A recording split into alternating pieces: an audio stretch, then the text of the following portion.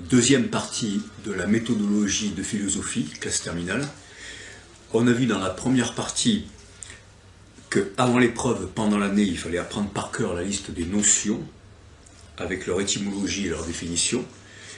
Apprendre par cœur la liste des philosophes et des courants philosophiques, avec leur période historique, leur idée fondamentale, et une citation marquante. On a vu qu'ensuite il fallait faire des liens entre la pensée des philosophes et les courants philosophiques d'une part, chronologiquement en éclairant les différentes notions du programme. Par exemple, Platon et la vérité, Platon et l'art, Platon et la politique, ou Descartes et l'histoire, Hegel et la liberté, etc. Et qu'il fallait également faire des liens entre les notions du programme, c'est-à-dire comment considère-t-on le devoir en politique ou dans la religion, comment le langage s'incarne-t-il dans l'art, dans la nature, quel langage parle l'inconscient, quel est le langage de la science. Voilà. Et ça multiplie, ça démultiplie les idées et la créativité. Pendant l'épreuve, on écrit les deux listes, notions et philosophes sur le brouillon du devoir du bac, on trouve les liens. On peut poser la question en raisonnant par l'absurde, que serait un monde sans liberté, sans art, sans État? On classe les idées dans les parties, on illustre en citant les philosophes et les philosophies, on connecte les idées à l'intérieur des parties, avec des connecteurs logiques, etc. Puis introduction, conclusion. Alors, rappel des notions au programme. L'art, le devoir, la justice, la nature, le bonheur, la conscience, l'inconscient, la science, l'état, le travail, le langage, la raison, la technique, la vérité, la liberté, la religion et le temps. Et maintenant, on va parcourir très rapidement un certain nombre de philosophes et de philosophies à partir de la Grèce antique. Et évidemment, chacun ajoutera ses compléments. Platon, 5e siècle, 4e siècle avant Jésus-Christ, on est dans l'Antiquité. Le beau donne la connaissance du bien, qui donne la connaissance du vrai, pour accéder au divin, à l'amour et à la liberté, au-delà de l'illusion et de l'esclavage des ombres de la caverne. Et Aristote, 4e siècle avant Jésus-Christ, l'homme est un animal politique, l'homme devient homme parmi les autres en vivant dans une société régie par des lois et des coutumes. Bien sûr, la philosophie de Platon, d'Aristote, ça va beaucoup plus loin. Socrate, évidemment, maître de Platon. Les stoïciens, à partir du 4e, 3e siècle avant Jésus-Christ, contrôler parfaitement ses désirs, ses émotions et sa pensée pour être libre et vaincre la souffrance. Les épicuriens, à partir du 4e, 3e siècle avant Jésus-Christ. L'art de vivre avec peu de désirs, sans question métaphysique, en profitant de la vie pour être heureux, et là aussi vaincre la souffrance, ce qui rejoint d'ailleurs la philosophie bouddhiste, ou le jainisme dans le monde indien, un petit peu avant. Saint Augustin, 3e, 4e siècle après Jésus-Christ, donc là on est à la fin de l'Antiquité. Dieu est le bien suprême, il incarne aussi la vérité, la liberté et l'amour. Descartes, 17e siècle, là on a quitté le Moyen-Âge, 476-1492. Descartes, c'est le « je pense donc je suis » et la méthode expérimentale. Descartes imagine que tout puisse être un mirage produit par un génie trompeur. Qu'est-ce qui me prouve que j'existe? Eh bien, c'est le fait que je pense donc je suis. Et à partir de là, eh bien, Descartes va réélaborer avec méthode toute la conception de l'humain, de l'âme, du corps, du rapport au monde extérieur, etc. Le fameux cogito cartésien, le cartésianisme. Machiavel. Alors, on est au XVIe siècle, là j'ai J'aurais dû le mettre avant, donc Machiavel et Hobbes au XVIIe siècle, l'homme est un loup pour l'homme, et ils affirment, ces deux-là, la nécessité d'un État fort et dur, en particulier allié à la religion pour Hobbes. Machiavel, rappelons qu'il avait écrit Le Prince comme un manuel de politique pour le prince qui libérerait l'Italie des envahisseurs, en particulier les armées de Charles Quint, qui avait mis Rome à sac. Pascal, XVIIe siècle. L'homme fuit son ignorance, sa faiblesse et l'angoisse de la mort par le divertissement. L'imagination, la folle du logis, est la cause de beaucoup de souffrances humaines.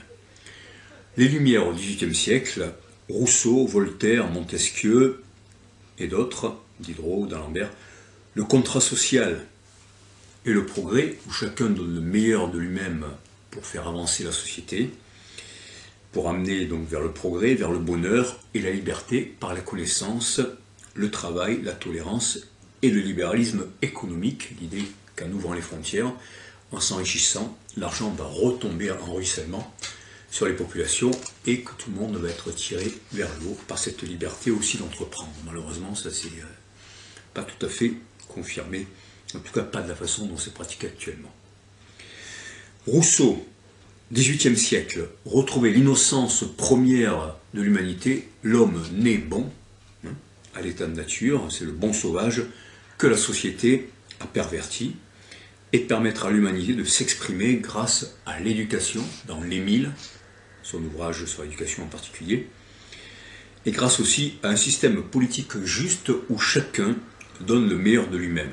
C'est le contrat social. Il y a chez Rousseau, comme chez beaucoup de philosophes du XVIIIe siècle, il y avait aussi des athées, la croyance en un Dieu créateur laissant l'homme libre et devant la nécessité de comprendre et construire le monde par la raison avec un grand R. On se rappelle que la Révolution avait même construit des temples à la déesse Raison avec un R majuscule. Bentham et l'utilitarisme, 18e, 19e siècle. Chercher le plus grand bonheur pour le plus grand nombre. Kant, au XVIIIe siècle. L'impératif catégorique de Kant, c'est que notre action doit pouvoir être une loi universelle en respectant l'être humain et la société. Le fondement de la métaphysique des mœurs fait toujours en sorte que la maxime de ton action puisse être érigée en loi universelle et aussi agit toujours de sorte à ne pas considérer quelqu'un uniquement comme un moyen pour accéder à ton but, par exemple un vendeur dans un magasin, mais aussi comme une fin, c'est-à-dire en considérant cette personne dans sa dignité humaine. Hegel, 19e siècle. Là, c'est le sens de l'histoire qui va vers le progrès et la raison grâce aux grands hommes qui sont des vecteurs de l'histoire. Bakounine, au 19e siècle, c'est un anarchiste. Il faut supprimer l'État qui opprime l'individu en permettant librement aux hommes de s'organiser à partir de la base pour le bien commun. L'anarchisme collectiviste, parce qu'il y a aussi un anarchisme individualiste incarné par Stirner. Marx et Engels, 19e siècle, il faut supprimer l'État Marx et Engels, la lutte des classes et la révolution pour sortir de l'aliénation, d'un travail dont nous n'avons pas les fruits, avec là, cette fois, un État fort, contrairement à l'anarchisme qui voudrait supprimer l'État. Et chez Marx, évidemment, c'est le capital, ceux qui possèdent les moyens de production, qui confisquent l'argent, et au lieu de le redistribuer, de payer correctement les ouvriers, et de leur permettre de jouir du fruit de leur travail, accumulent cet argent en accumulant du pouvoir. La fameuse lutte des classes. Nietzsche, 19e siècle. C'est la volonté de puissance, de créativité, de vie, de liberté qui habite avant tout l'homme. Et la morale sociale ou religieuse est une excuse des faibles contre les forts parce qu'ils ont peur et sont envieux de la liberté des forts. une façon de les contraindre, hein, d'enchaîner les forts, parce que même les faibles ont peur de leur propre force et de la liberté qu'elle entraîne. Nietzsche au XIXe siècle, pardon, on vient de le voir, Freud au XXe siècle, et l'inconscient, le ça, réservoir de pulsions et d'instincts, amoral, est contrôlé dans le cas normal, dans les cas normaux, par le surmoi, fait de l'éducation, des règles sociales, de la morale, de la religion, etc. Et entre les deux, il y a le moi, hein, qui fait le tampon quelque part, qui doit être aussi bien conscient des conditionnements du surmoi que des pulsions archaïques, amorales, brutales, de sexualité, de violence, de cerveau reptilien, on pourrait dire, d'ailleurs symbolisé par le serpent, qui jaillissent du ça. Sartre, Camus et l'existentialisme au XXe siècle. Nous sommes libres, nous avons le choix, nous sommes responsables de nous-mêmes et de l'état du monde, et seule la mauvaise foi nous fait échapper à notre devoir de liberté et d'amélioration du monde, d'engagement. Alain, XXe siècle, c'est par le goût de l'effort qu'on progresse et qu'on accède à plus de liberté. Bon, évidemment, là, je donne une idée fondamentale de chaque philosophe, hein, sans du tout les réduire à ça. Bergson au XXe siècle, l'élan vital vers la créativité caractérise l'humain, le langage a ses limites pour exprimer le réel, et le temps n'est pas le même pour tous. C'est aussi l'idée de l'intuition. Hein, mais contrairement à Bergson, l'élan vital ne se confond pas avec la volonté de puissance de Nietzsche. Édouard Bernays. Alors, Édouard Bernays au XXe siècle, ce n'est pas vraiment un philosophe, mais ça a été un homme extrêmement influent, dont je voulais parler, qui a enseigné comment manipuler l'opinion par le consentement des peuples. Hein. Il disait la démocratie, c'est le consentement du peuple, et moi je fabrique le consentement. C'est un propagandiste, un publicitaire, le neveu de Freud. Il a utilisé les découvertes de Freud pour manipuler les populations. Voilà, il y a un très bon documentaire d'Arte et son petit livre de Bernays, La fabrique du consentement. D'ailleurs, c'est un de ses descendants qui est à la tête de Netflix. Aujourd'hui, on est un peu à l'ère de l'intelligence artificielle et du transhumanisme, avec un risque vraiment qui a commencé malheureusement de régression de l'humain, de notre intelligence, de notre liberté, de notre créativité, de nos capacités même manuelles, intellectuelles, notre mémoire. Pour le transhumanisme, qui est né au XXe siècle, bon, il y avait déjà eu des prodromes, comme on dit, hein, des signes annonciateurs au XIXe siècle, ou même avant. Pour le transhumanisme, le progrès de l'humanité passe désormais, selon les idéologues des technosciences, ce progrès passe par l'intelligence artificielle, les manipulations génétiques, l'augmentation des humains par des puces électroniques et technologies, en couplant l'homme avec des machines. Voilà. Donc il faut se battre contre ça, toujours se rappeler par rapport à l'intelligence artificielle que l'intelligence du monde que donne l'art, l'amour, l'intuition, le rapport à la nature, la méditation, tout ça, eh bien, ça ne peut pas être donné par l'intelligence artificielle. Et l'intelligence artificielle, précisément, nous coupe de ces capacités-là.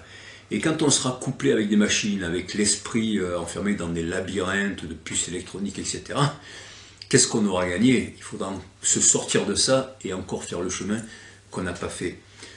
Par quelques notes de musique, par 2 mots, par un regard, par la contemplation de la nature, par la vie dans la nature, on peut comprendre des choses beaucoup plus profondes, sans abdiquer sa liberté, sans les mirages de l'intelligence artificielle, sans polluer la nature et sans dépendre financièrement et matériellement de tout ce que l'intelligence artificielle nous promet, à condition précisément de renoncer à tout ce que nous avons déjà en nous. Et voilà, donc en fait c'est tout sauf la liberté de l'intelligence artificielle. Il faut l'utiliser, mais un tout petit peu, comme les poisons violents. On voit qu'aussi bien au niveau de l'environnement que de l'intelligence humaine, et des libertés. L'intelligence artificielle, le transhumanisme et la génétique sont une catastrophe. Pareil pour la santé. Par les défenses immunitaires, par les médecines naturelles, on peut être en parfaite santé et se soigner avec beaucoup moins d'argent, en cultivant ses propres plantes, et puis avoir recours évidemment à d'autres formes de médecine uniquement quand c'est nécessaire. Merci.